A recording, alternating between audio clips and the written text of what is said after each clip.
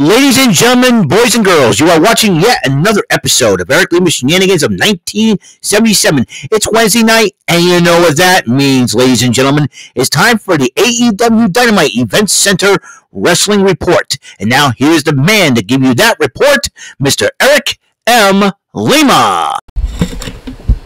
Thank you very much, Mr. Announcer, sir. Well, hello there, everyone. Welcome to yet another episode of Eric Lima Shenanigans of 1977. Episode number 1550 of the show. Yay! Episode 1550 is here. That means we're 50 episodes away from 1600 episodes.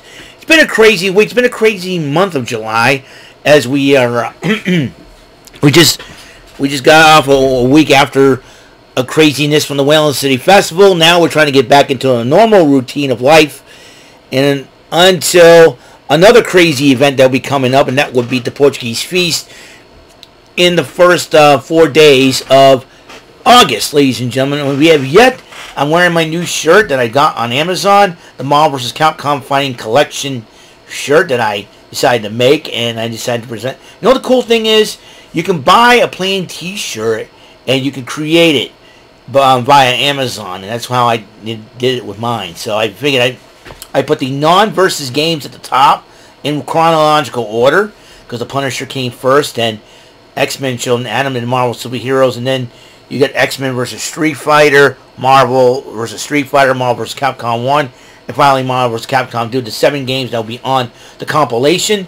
Hopefully we find out this weekend when that's coming out, because I did pre-order for it on Best Buy. I'm really excited, and I hope a lot of you gamers out there who grew up with Marvel vs. Capcom get it as well. So I'm hoping to get a physical copy for the Switch, and I'm just totally excited, very very totally excited.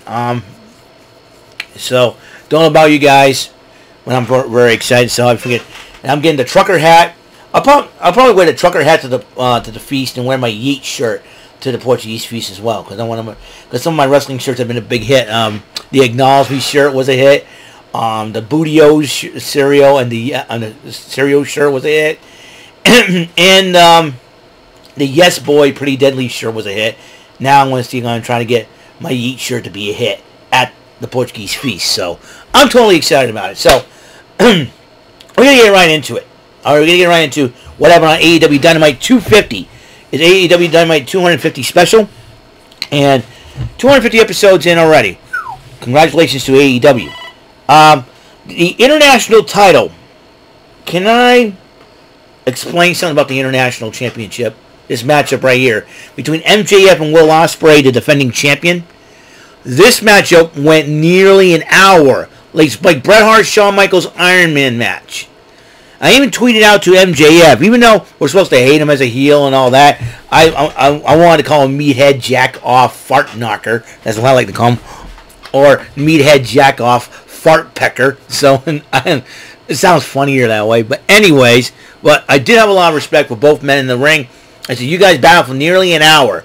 They were 2 seconds away from a draw when MJF made the 3 count and used the Dynamite. And he obviously used the Dynamite Diamond Ring. He had to cheat to win the title.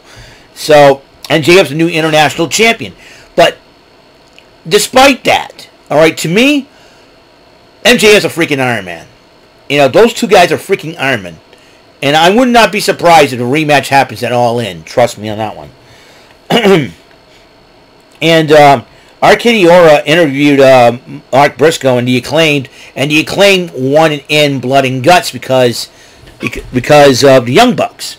So Strickland interrupts him and says, hey, you guys know what it's like hold the goal. We hold the goal. Right now, you guys are in. So the Acclaimed were added to AEW against the Elite for Blood and Guts. The Elite's complete with when they got Hangman Adam Page, new TNT champ Jack Perry, the AEW Continental Champion Kazuchika Okada, the Rainmaker, and the AEW Tag Team Champions, the Young Bucks.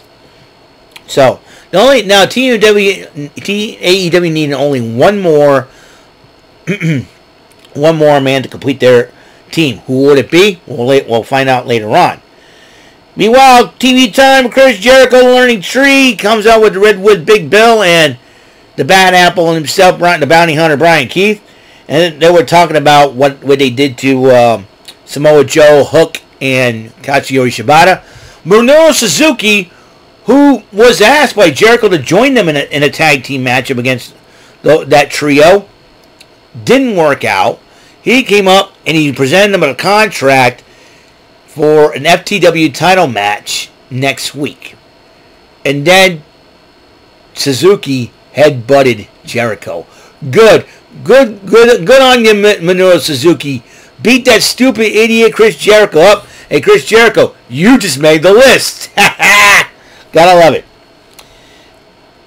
And so the Elite addresses the Blood and Guts, and then Mercedes talks to them for a bit, and they say, "Hey, we get, and she said, thank you for banning Britt Baker from the arena, from the backstage area." And then all the Kazuchika guys going, "I'm getting hot." And I was like, somebody's got a crush on Mercedes Moné. Kazuchika Okada and Mercedes Moné as a couple. Okada's got to focus on Blood and Guts, man. He has no time for this. He has no time for the ladies. Let's go. I mean, Kazuchika Okada. I wonder if Mercedes Moné feels the same way about Okada. We don't know. All we know is, Kazuchika Okada go, "Oh my God, it's hot, it's hot." And I was like, they're probably looking at him. Do you have a crush on Mercedes Moné?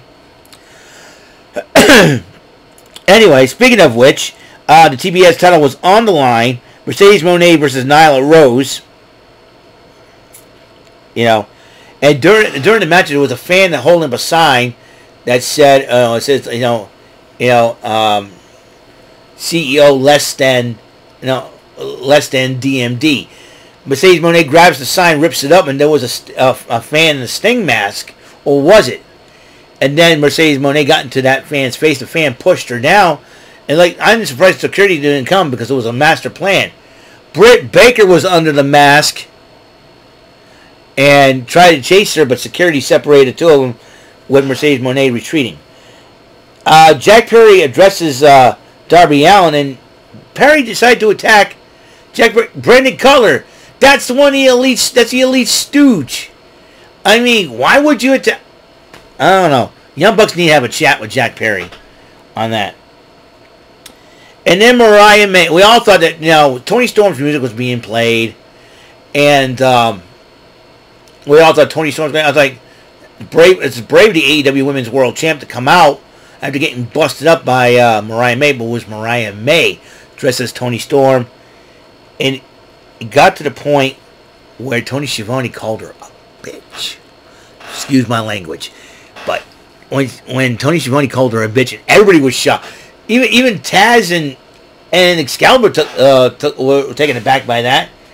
And it looks like Tony Schiavone signing with the other Tony, the timeless one, Toni Storm. And Mariah May explained that you knew it all along. Everybody knew it all along except for you, Toni Storm. I wonder if Mina Shirakawa knew all along you were going to do this. Miss Mariah May.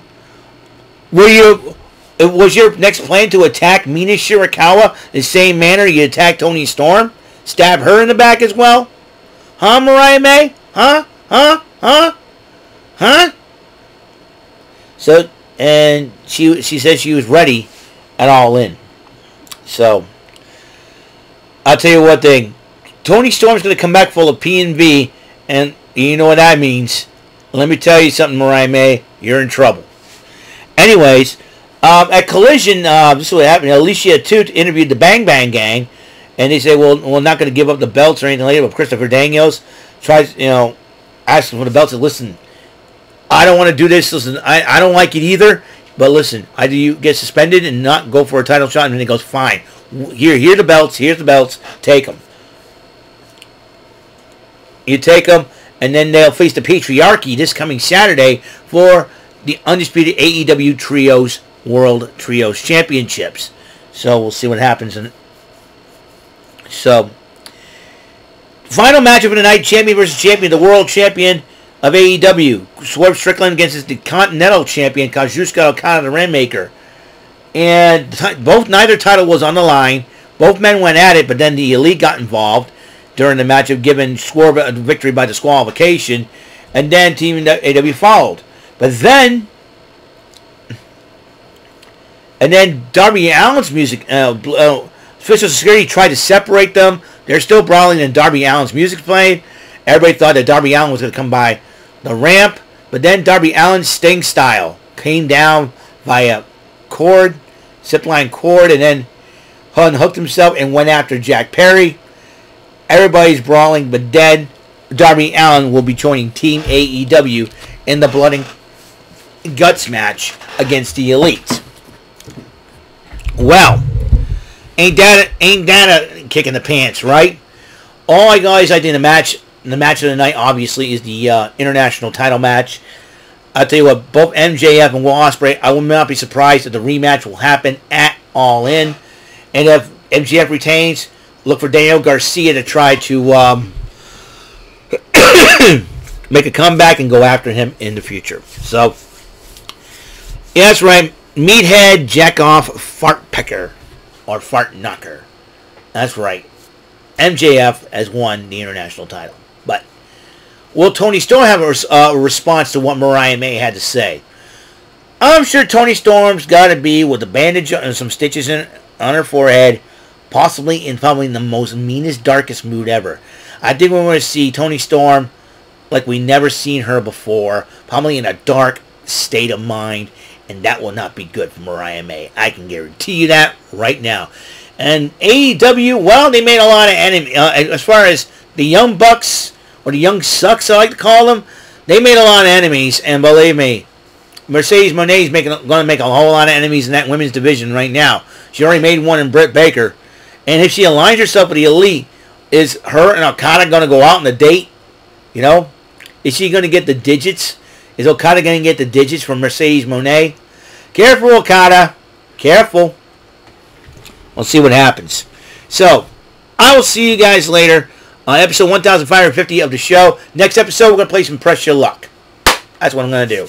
Going to beat the Whammies. They worked from... The Whammies got my back, so to speak, last week. I'll explain about that on that next episode, all right?